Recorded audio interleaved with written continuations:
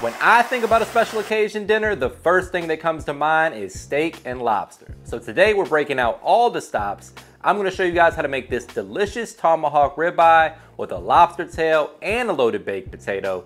Meet me in the kitchen, let's make it happen. All right guys, we're getting the party started with this beautiful dry-aged prime tomahawk ribeye. Obviously, the first thing you need is a good quality cut of beef when you're making a steak, and we have one right here, so check the box on that. Next, let's talk about the technique. Today, I'm doing what's called a dry brine, which in my opinion is the best way to prepare steak. I also like it with like whole chicken. If I'm doing like a spatchcock or a roast chicken, I like this technique as well. So what's happening is we're hitting it with a nice heavy layer of kosher salt, and we're gonna put it in the fridge. Good rule of thumb is about 1 hour per pound. So you're gonna, just take a look at how much the protein weighs, and you want to dry brine it for 1 hour per pound roughly, or get it as close to that as you can. So what happens with this technique is the salt draws moisture out of the steak, and then it's going to reabsorb that moisture, obviously taking the salt with it, which will give you flavor all the way through to the bone or all the way through the steak. So this is a thick cut of steak.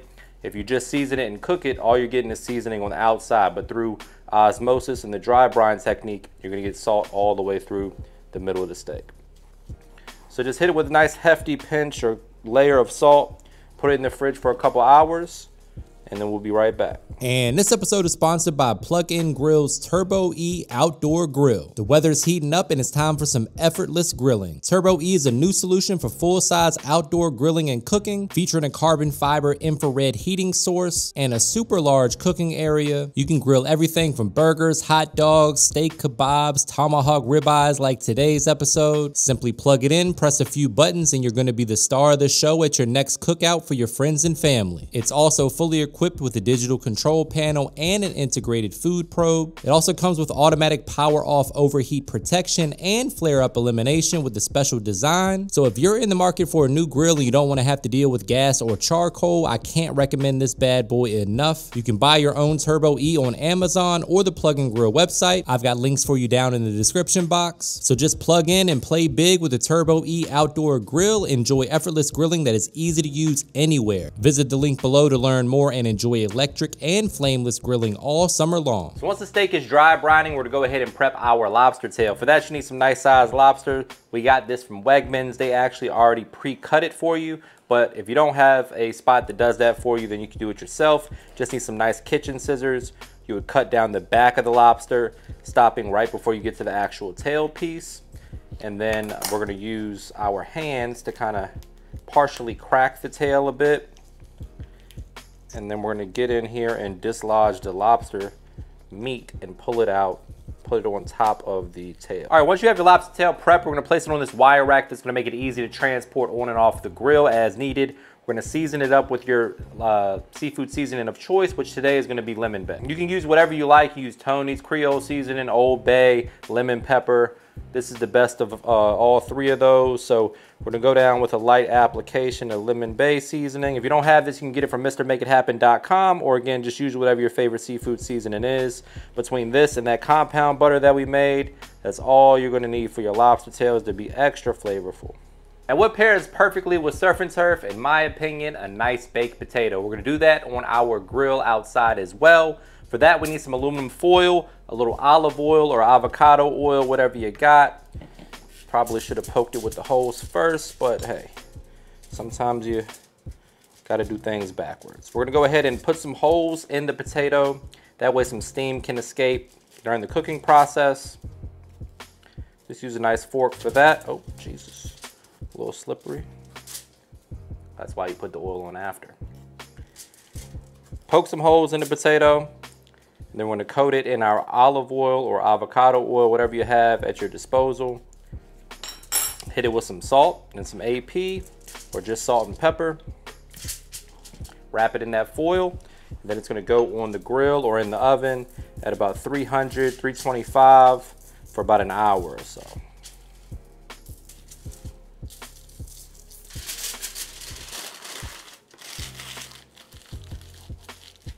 All right guys, next up we're gonna make a nice garlic and herb butter that's gonna go on the lobster and on our steak. For that we need some fresh rosemary. We're gonna go ahead and pluck that right off of the stem. like so. Give it a nice rough chop. Same thing with the thyme. We got some parsley, we got some garlic, little all-purpose seasoning, or just simply salt and pepper will get the job done for this as well. Pairs beautifully with steak. It's going to be good on chicken. It'll be great on this lobster that we're making as well. Really can't go wrong. If you got some roasted garlic, that's a good option. Fresh garlic if you like. I really like the garlic paste for this recipe because it's not as harsh. Sometimes when you get that fresh garlic, it can have a little bit more bite than I like on my garlic butter. So going with the garlic paste today. Obviously, if you watch this channel, you know that I like to use that pretty frequently, mostly because it's easy, but also because it has good garlic flavor without, some of the other drawbacks of other products. Now, if there's some tender stems of the thyme leaves, you can go ahead and add that too. It's not going to hurt anything, but if it's the thicker stem, you kind of want to get rid of that. So you kind of make your judgment call on that. We also got a little parsley that's already diced up. We'll be adding that to the mixture as well. That's already diced, so we'll set that to the side while we dice our rosemary and thyme. All right, so we have 1 stick of melted butter. I like Kerrygold, especially for something like this. You want a good quality butter. To that, we're gonna mix in about a tablespoon of this garlic paste, 2 tablespoons of our diced herbs. Throw some oregano in there if you want to. Rosemary and thyme is my favorite though. And then about a tablespoon of our diced parsley. Season it up with whatever you like, salt and pepper or my all-purpose seasoning. Don't be shy with the good stuff. Give that a good mix. And we'll let this sit at room temperature. It'll thicken up nicely and we'll be able to brush it on the lobster and on the steak.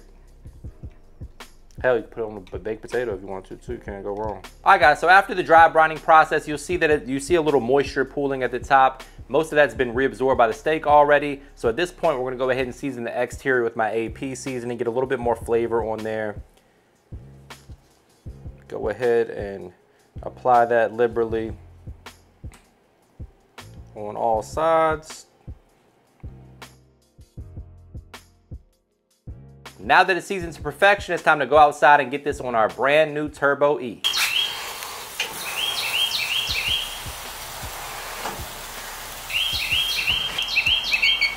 All right, guys, as you can see, we got the Turbo E fired up to 400 degrees. It's rolling right along.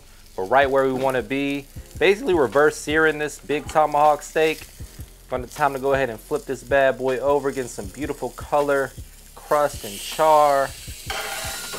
I'm gonna go ahead and flip it and get the other side a little love as well.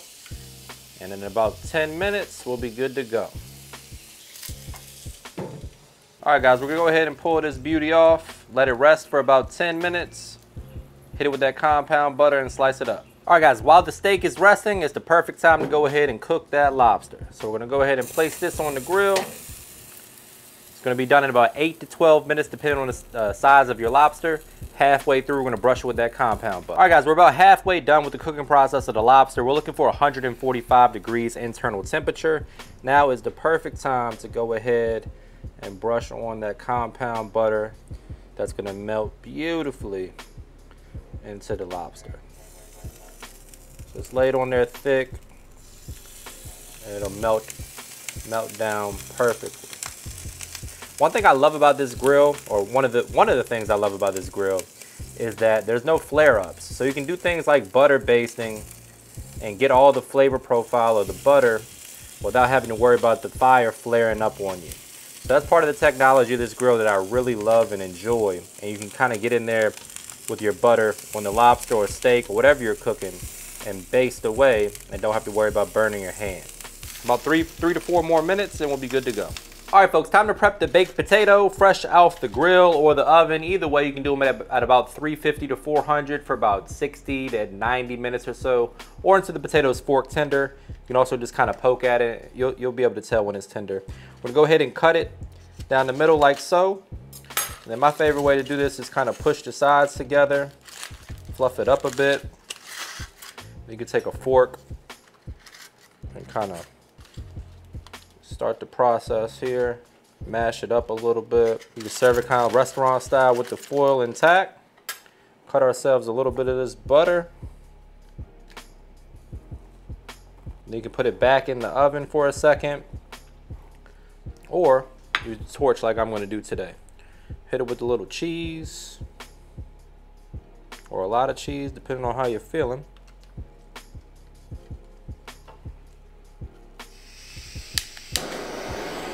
And let's melt the cheese, which is also gonna melt the butter from the heat. Or just throw it under the broiler.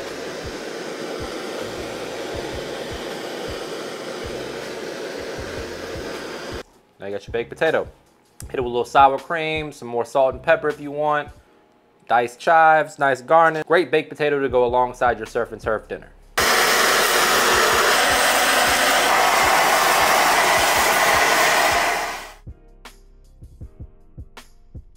All right, guys, we got the lobster done, the potato done, and the tomahawk steak done. We're gonna go ahead and carve this bad boy up, fresh off the bone. Make sure you keep that bone off to the side, one of the best parts. Now, when it comes to a ribeye, there's the ribeye cap or the spinalis. We wanna go ahead and carve that off separately because the muscle fibers run in a different direction. So you wanna kind of slice it this way. Nice and fatty. One of the best cuts or pieces of the steak, in my opinion. Go ahead and carve that like so. Set that to the side. Then do the same thing with the ribeye as well.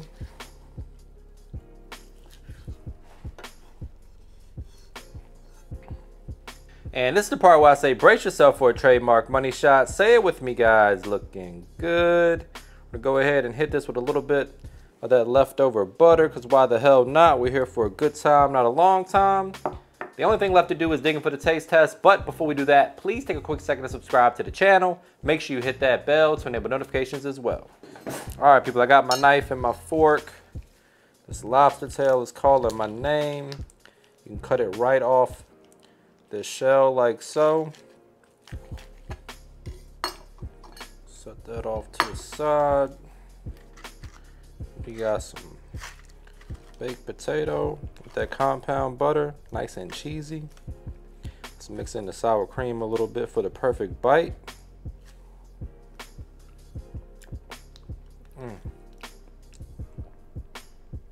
It's been a while since I had a baked potato.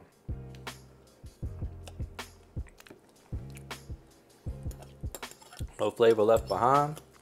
Special shout out to our sponsor Turbo E today for this fantastic meal. You can make it for Father's Day, Mother's Day, any holiday or special occasion, or on a random Wednesday like we did today.